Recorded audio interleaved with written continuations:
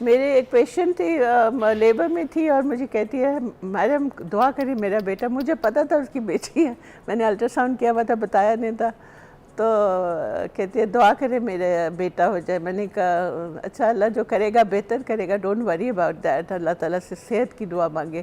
کہتی ہے میرا سسر نیچے بیٹھے ہوئے ہیں گاڑی میں، انہوں نے بریف کیس پیسوں سے بھرا ہوا ہے جو وہ بانٹیں گے اگر بیٹا ہوا تو تھوڑی دیر بعد اس کی بیٹی ہوگی، پتہ چلا سسر صاحب اور ان کے والد صاحب وہ بریف کیس سمیت انہوں نے بچہ دیکھا بھی نہیں مجھے لے کے۔ سو اس طرح سے ہوتا ہے، پڑھے لکھے لوگ بھی ایسے کرتے ہیں، ان پڑھ لوگ بھی ایسے کرتے ہیں، لیکن بیٹی ہو یا بیٹا ہو یہ اللہ تعالیٰ کی ایک رحمت ہے اور ہمیں اس کا شکر ادا کرنا چاہیے، کیونکہ بہت سے کپلز ایسے ہیں، 40% کپلز ایسے ہیں کہ جو در بدر پھر رہے ہوتے ہیں کہ ان کو اولاد ہو جائے۔ کہ اکثر خواتین جو ہوتی ہیں وہ بہت پریشر میں ہوتی ہیں، میں نے دیکھا ہے کہ پیشنٹس جو ہماری ہیں وہ اکثر بہت پریشر میں ہوتی ہیں کہ بیٹا ہوگا یا بیٹی ہوگی، ان کو یہ فکر نہیں ہوتا نارمل ہوگا یا سیزیرین ہوگا، ان کو یہ فکر ہوتی ہے ہمارا بیٹا ہوگا یا بیٹی ہوگی۔ اگر ان کی بیٹی ہو رہی ہے تو وہ سارا گھر ایک ڈپریشن کے ماحول میں ہوتا ہے۔ ابھی بھی؟ ہاں جی، بہت زیادہ، اور پڑھے لکھے بھی ہوں، ان پڑھ بھی ہوں، زیادہ ریلیجس ہوں، نان ریلیجس ہوں، سب ایک جیسے ہی ہیں، سب کے سب کو بیٹی کے پیدا ہونے کی بہت ابھی تک بیٹی کے پیدا ہونے پہ یہ باتیں، اور ایک گائناکالوجسٹ ایک آلموسٹ ایک سوگ کا سما ہوتا ہے، اور اکثر جو صبح شام پیشنٹ ڈیل کرتی ہیں اور لوگوں کو ڈیل کرتی ہیں، ان کی فیملیز کو ڈیل کرتی ہیں۔ افسوس کی بات ہے کہ آج کے دور میں بھی بیٹی پیدا ہونے پر افسوس کیا جاتا ہے، نہ کہ شکر ادا کرنا چاہیے کہ آپ کے گھر میں پہلی بیٹی رحمت بن کر پیدا ہوئی ہے۔ افسوس کی بات ہے۔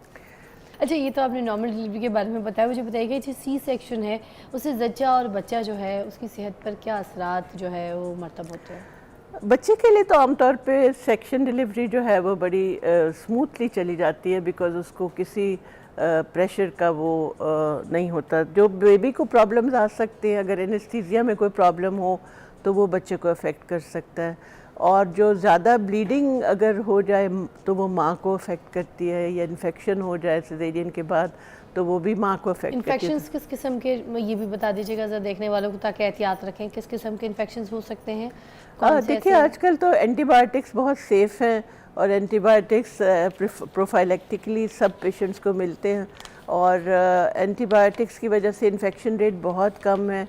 اگر آپ اچھی طرح نیٹ اینڈ کلین آپریشن کرتے ہیں اور اپنی بلیڈنگ کو کنٹرول میں رکھتے ہیں تو عام طور پہ انفیکشن نہیں ہوتی۔ آج کل تو پہلے زمانے میں جب سیزیرین ہوتا تو 8 دن پیشنٹس ہسپتال میں رہتے تھے، آج کل دوسرے یا تیسرے دن گھر چلے جاتے ہیں۔ اچھا، یہ جو عورتیں ہیں جو سی سیکشن کروا رہی ہوتی ہیں تو ماؤں کے جو نفسیاتی حالات ہیں ان پر کیا اثرات ہوتے ہیں؟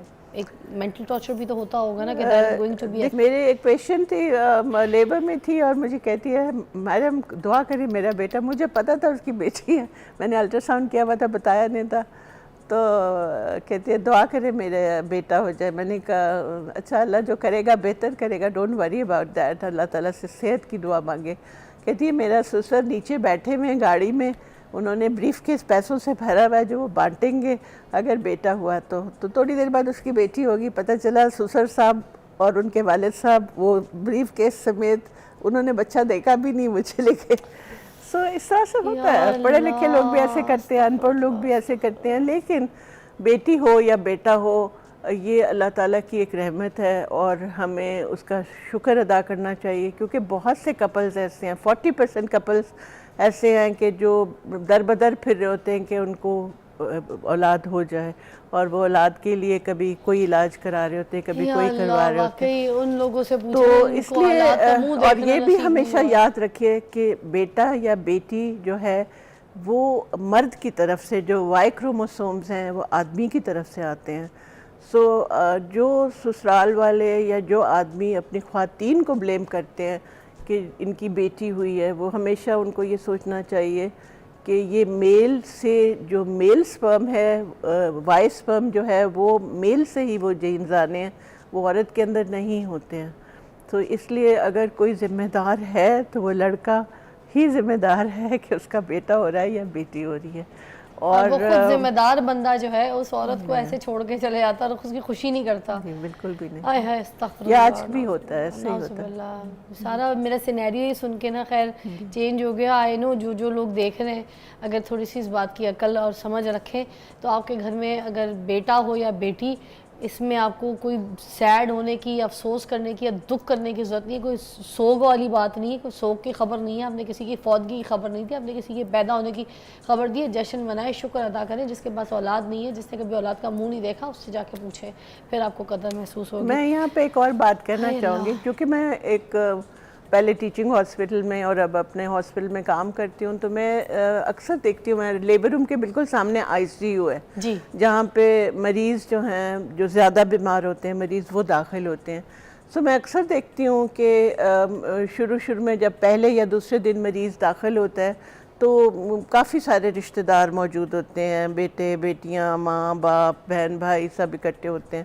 اور وہ بابا یا خاتون جو بھی داخل ہوئی ہوتی ہیں وہ زیادہ اگر بیمار ہوتی ہیں تو وہ سب پوچھ رہے ہوتے ہیں, ہاں ہمارے بابا جی کب ٹھیک ہوں گے, ابا کب ٹھیک ہوں گے, انکل کب ٹھیک ہوں گے.